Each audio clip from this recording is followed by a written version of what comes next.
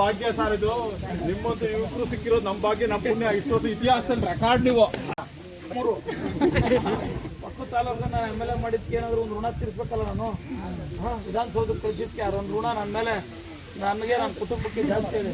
ಅದನ್ನ ಅಂತ ಯಾವುದೋ ಒಂದು ರೂಪದಲ್ಲಿ ತಿರ್ಸ್ಕೊಂಡು ಹೋಗೋದಷ್ಟೇ. ಇದು ನಮ್ಮ ಭಾಗ್ಯ ಸರ್ ಇದು. ನಿಮ್ಮಂತ ಯುವಕರು ಸಿಕ್ಕಿರೋದು ನಮ್ಮ ಭಾಗ್ಯ, ನಮ್ಮ ಪುಣ್ಯ. ಇಷ್ಟೊತ್ತು ಇತಿಹಾಸದಲ್ಲಿ ರೆಕಾರ್ಡ್ ನೀವು. ನಮ್ಮ ಭಾಗ್ಯ ಯಾರು ಇದು ಮಾಡೋಕ್ಕಾಗಿರಲಿಲ್ಲ.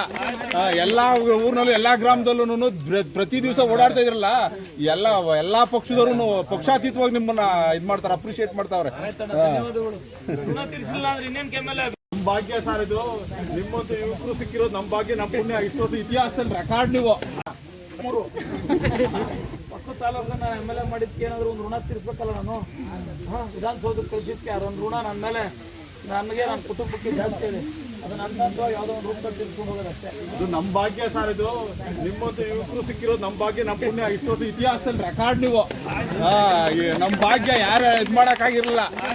ಎಲ್ಲಾ ಊರಿನಲ್ಲೂ ಎಲ್ಲಾ ಗ್ರಾಮದಲ್ಲೂ ಪ್ರತಿ ದಿವಸ ಓಡಾಡ್ತಾ ಇದ್ರಲ್ಲ, ಎಲ್ಲಾ ಪಕ್ಷದವರು ಪಕ್ಷಾತೀತವಾಗಿ ನಿಮ್ಮನ್ನ ಇದು ಮಾಡ್ತಾರೆ, ಅಪ್ರಿಶಿಯೇಟ್ ಮಾಡ್ತಾವ್ರೆ.